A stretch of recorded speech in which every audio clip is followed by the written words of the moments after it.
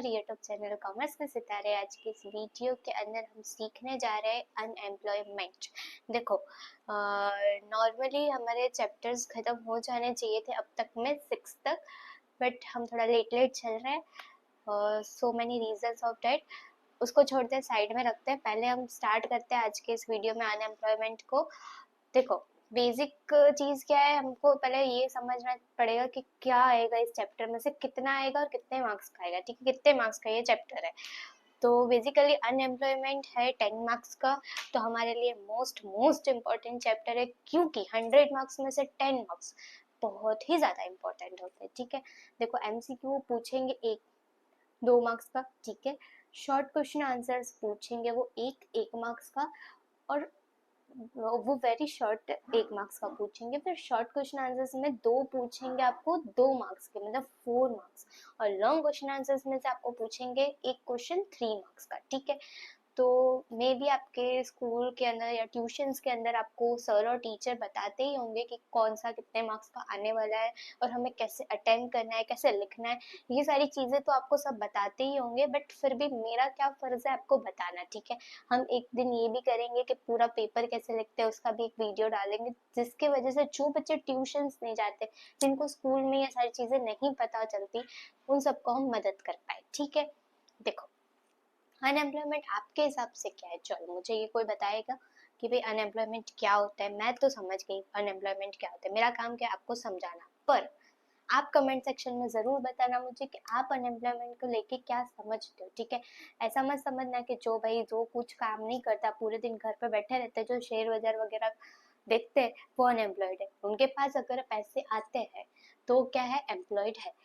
Unemployed मतलब क्या, कि जो इंसान कुछ अर्न नहीं करता, जिसकी कोई इनकम नहीं है, ठीक है, जिसके पास डिग्री होने के बावजूद भी वो क्या है, उनके पास क्या नहीं है, नौकरी नहीं है। ठीक है, उनके पास स्किल्स होने के बाद भी उनके पास क्या नहीं है, नौकरी नहीं है। वो इंसान क्या है, अनएम्प्लॉयड है।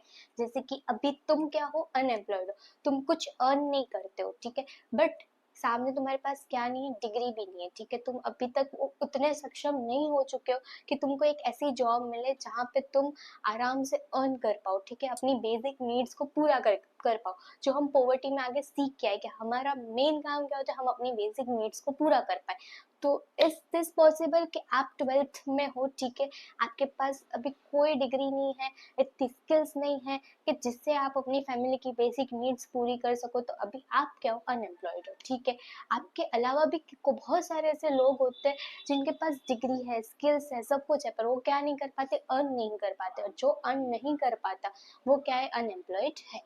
ठीक है, बेसिक एकदम सिंपल समझ में आ गया होगा। ठीक है, इस चैप्टर के अंदर हम क्या क्या पढ़ेंगे और आज क्या पढ़ेंगे। ठीक है, तो आज हम पढ़ेंगे नेचर ऑफ अनएम्प्लॉयमेंट। अनएम्प्लॉयमेंट का नेचर क्या है वो देख लेते, ठीक, फिर उसका मीनिंग देख लेंगे। फिर कि भाई राज कृष्णा ने कुछ मेजर्स दिए कि किसके वजह से अनएम्प्लॉयमेंट इंक्रीज होती है, क्या करने से अनएम्प्लॉयमेंट डिक्रीज हो सकती है। ठीक है, और टाइप्स पढ़ेंगे। ठीक है, इस वीडियो में मुझे लगता है कि मेजर्स तक ठीक रहेगा, टाइप्स अलग वीडियो में लेंगे, क्योंकि टाइप्स 5 है।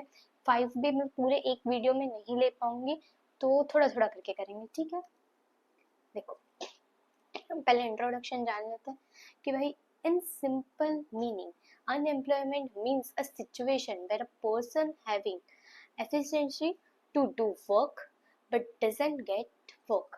देखो क्या अनएम्प्लॉयमेंट कैसे सिचुएशन में अराइज होता है कि तुम्हारी क्या है, काम करने की इच्छा है, तुम सक्षम हो काम करने के लिए, पर तुम्हें क्या नहीं मिल रहा है, काम नहीं मिल रहा है। ठीक है, जैसे कि तुम लोग घर पे होते हो, ठीक है, तुम्हारे मम्मी पापा कहते हैं बेटा ये काम करते, बेटा वो काम करते, पर वो क्या तुम्हारी इच्छा नहीं है, तो तुम क्या हो, अनएम्प्लॉयड हो। ठीक है, ये मत समझना भाइयों बहनों, जो ये समझा रही बुक उसको ही समझना। ठीक है, problem of unemployment is not only economic problem but is social, ethical and political problem too।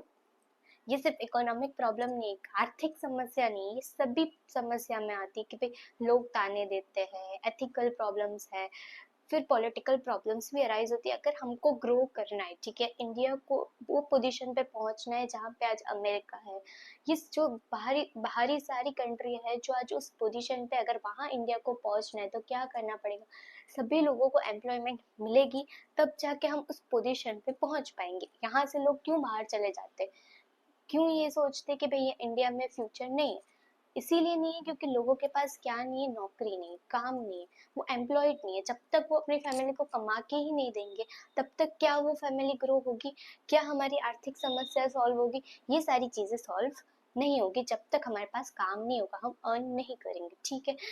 The concept of unemployment is relate with active work force of supply. Active workforce of supplies include people in the age group of 15 to 64 years.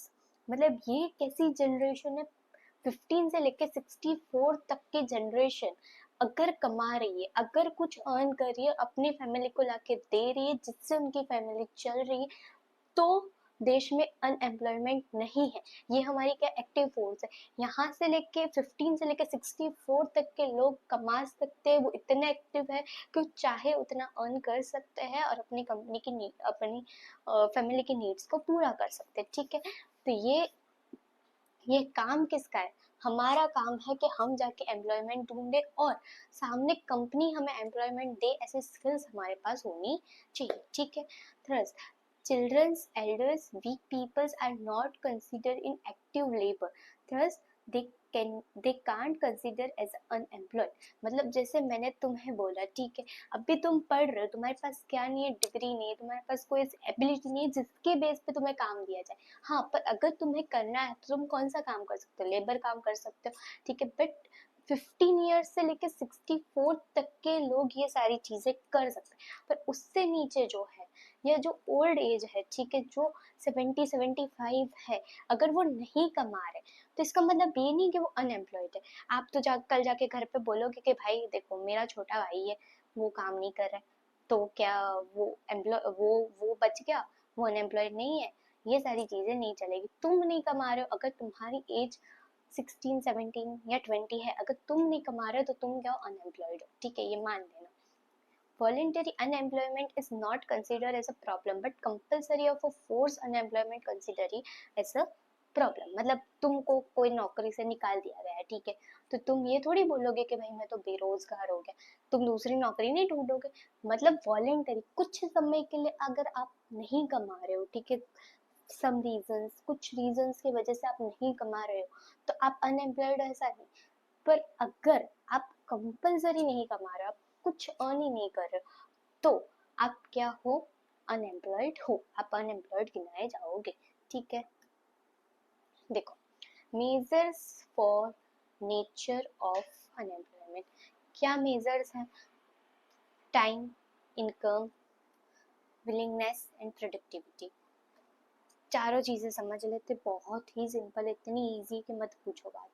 क्या है, देखो time में क्या आएगा, if capable and willingness, sorry, time के अंदर क्या है, if capable and willing person do not get to work for more than 28 hours a week, he or she is said to be initially unemployed.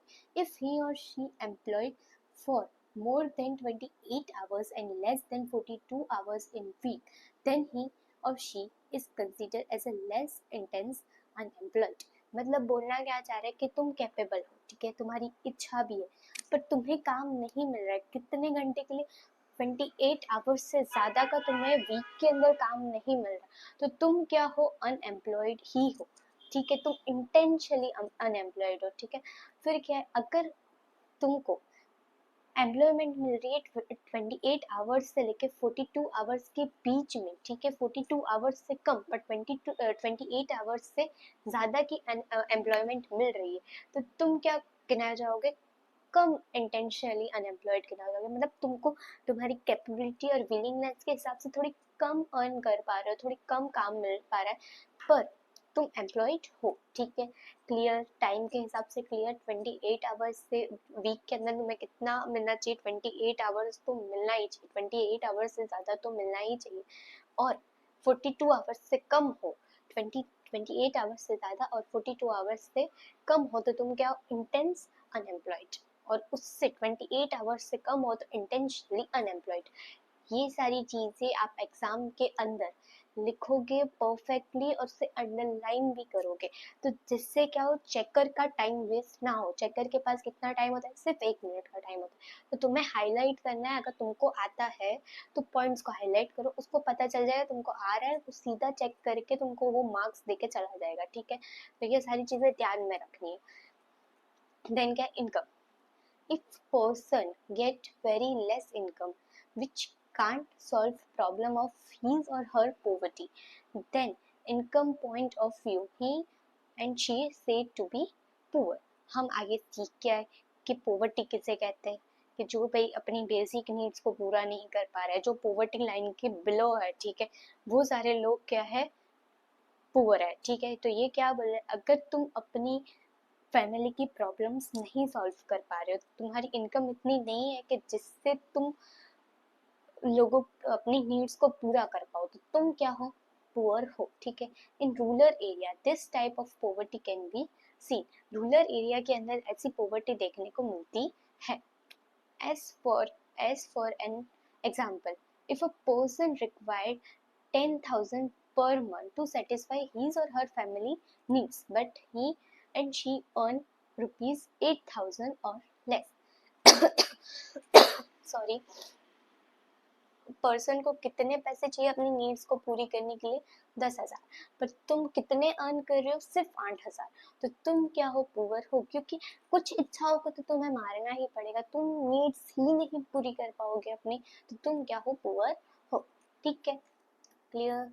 willingness, if a person is eligible for getting job but can't find it and accept lower cadre job with less income, then he and she is considered as a underemployed। देखो क्या बोल रहे, simple चीज है। आज मेरा काम है तुमको पढ़ाना, ठीक है। मैं एक टीचर हूँ जिसका काम है तुमको पढ़ाना। मेरा मैं किसको पढ़ा पाती हूँ, कि जो 11th-12th के बच्चे हैं, या जो 10th में मैं एसएस पढ़ा पाऊंगी, ठीक है। ये मेरा सब्जेक्ट है, ये मेरा कोर सब्जेक्ट है जिसको मैं पढ़ा पाऊंगी। पर मेरी विलिंगनेस क्या है कि मैं तुमको 11th-12th के अंदर इको बीए पढ़ाऊँ, पर मुझे क्या दिया जा रहा है कि तुम 11th-12th के अंदर हिंदी संस्कृत पढ़ाओ, या तुम अकाउंट स्टेट पढ़ाओ, बट वो मेरा क्या नहीं है, सब्जेक्ट ही नहीं है, वो मेरी जॉब नहीं है। मेरी एलिजिबिलिटी के हिसाब से मुझे क्या नहीं मिल रहा है, जॉब नहीं मिल रहा है, और उसके वजह से मुझे क्या मिलेगी, लेस इनकम मिलेगी। अगर मैं अपनी कंफर्ट जगह पे काम नहीं करूँगी तो लोग मुझे क्या देंगे, कम सैलरी देंगे, क्योंकि मेरी उसमें एक्सपर्टी ही नहीं है, मैं वो काम अच्छी तरह नहीं ही कर पाऊंगी, क्योंकि वो मेरा काम ही नहीं है। तो उसके वजह से मुझे क्या मिलेगी, कम इनकम मिलेगी। तो मैं किस में गिनाऊंगी, अंडर एम्प्लॉयड के अंदर। मेरे को एम्प्लॉयमेंट तो मिल रही है, पर मुझे अपनी एलिजिबिलिटी के हिसाब से एम्प्लॉयमेंट नहीं मिल रही। देखो क्या लिखा है कि as for an example CA has to work as a clerk. मतलब आप एक सीए हो, ठीक है, बट आपको कैसा काम मिल रहा है, क्लार्क का काम मिल रहा है। मतलब आप तो अपनी स्टडी, अपने कोर सब्जेक्ट के हिसाब से काम नहीं कर रहे हो, अपनी कोर फील्ड के हिसाब से, तो आपको लेस इनकम ही मिलनी है, ठीक है। क्लियर। देखो इसमें प्रॉब्लम कुछ नहीं, इसमें प्रॉब्लम सिर्फ इतना है कि आपने जो पढ़ा है, आपके पास जो डिग्री, उस हिसाब से मार्केट के अंदर जॉब नहीं है। तो आप क्या करोगे, अपनी फैमिली की नीड्स को पूरी करने के लिए आप ये ट्राई करोगे कि उसके रिलेटेड कुछ जॉब मिल जाए जिससे आपकी फैमिली की नीड्स पूरी हो पाए। क्लियर। देखो फिर क्या है, प्रोडक्टिविटी। प्रोडक्टिविटी का मतलब है कि if a person is working with less than his and her actual productivity, then he and she is considered as unemployed। As for an example, a worker can make 20-meter cloth daily, but in his or her present job, he and she can make 10-meter clothes। देखो productivity किस पे based होती है, कि आपकी company का आपको लेके एनवायरनमेंट कैसा है, नेचर कैसा है, ठीक है। अगर आपकी कंपनी का एनवायरनमेंट बहुत ही अच्छा है, ठीक है, तो आपको जितनी प्रोडक्टिविटी है, जितना आपको काम दिया गया है, आप उतना काम पूरा ही करोगे। आपकी एक्चुअल प्रोडक्टिविटी ज़्यादा है करने की, ठीक है, पर आप उससे कम कर पा रहे हो। आपको आपको दिया गया है पूरे दिन में कि भाई देखो तुमको ये काम कर देना है, ये सारे अकाउंट्स है जिसको रिजॉल्व कर देना है, जिसको डाल देना है, जिसका पेमेंट बाकी है उसको पेमेंट कर देना है, जिसको जो जो दिया है काम सारा वो कंप्लीट करना है। पर उस हिसाब से आपको रिसोर्सेज ही नहीं दिए जा रहे, आपको बोला है पेमेंट करना, पर पैसे ही नहीं हो गए अकाउंट्स के अंदर, तो आप कैसे पेमेंट करोगे? अकाउंट में पैसे भी तो चाहिए ना किसी को पेमेंट करने के लिए। तो इसकी वजह से आपकी प्रोडक्टिविटी क्या हो गई, डाउन हो जाएगी। या तो फिर कंपनी अच्छा दे रही पर आपके अंदर ही वो स्किल नहीं है, आप भी उतनी प्रोडक्टिविटी नहीं कर पा रहे हो, तो आप क्या हो, एक अनएम्प्लॉयड पर्सन हो, ठीक है। दिया है यहाँ पे एग्जाम्पल कि वर्कर को क्या काम दिया है, 20 मीटर्स क्लोथ उसको डेली बनाने, पर उसकी प्रेजेंट जॉब के अंदर वो सिर्फ कितने बना पा रहा है, 10 मीटर क्लोथ बना पा रहा है। तो ये क्या है, प्रोडक्टिविटी डिक्रीज हो रही है आपकी, ठीक है, क्लियर। अब देखो आज के लिए सिर्फ इतना रखते हैं। आई होप आपको इस वीडियो के अंदर अनएम्प्लॉयमेंट का मतलब समझ में आया होगा, अनएम्प्लॉयमेंट के मेजर समझ में आए होंगे, ये किस किस वजह से अनएम्प्लॉयमेंट अराइज होती है, क्या क्या चीज़ें हमें ठीक करनी है, ठीक है, ये सारी चीज़ आपको समझ में आई होगी। मे बी मेजर्स जो है आपको बहुत ईजी है यार, एक बार पढ़ लोगे तो भी समझ में आ जाएंगे, पर फिर भी अगर नहीं समझ आता है, कुछ ऐसा है जो बुक के अंदर है पर मेरे से छूट रहा है, तो आप मुझे कमेंट सेक्शन में बताओ। आप बताते नहीं हो, सबसे बड़ी प्रॉब्लम तो यही है। पहले बताओ कि मैम ये चीज़ नहीं समझ में आ रही है, ये चीज़ आप करो, तो जिसके वजह से हमें ज़्यादा समझ में आए, ठीक है। तो ये सारी चीज़ें, ये सारी ड्यूटी किसकी, आपकी, बताना, ठीक है, और उससे इम्प्लीमेंट करना वो ड्यूटी किसकी है, मेरी है, तो वो मैं कर दूँगी, ठीक है। आई होप यहाँ तक क्लियर रहा होगा। इससे आगे वाले वीडियो में हम टाइप्स देख लेंगे, और अगर वीडियो पसंद आ रही है तो प्लीज़ इसको लाइक शेयर और सब्सक्राइब करो। Thanks for watching.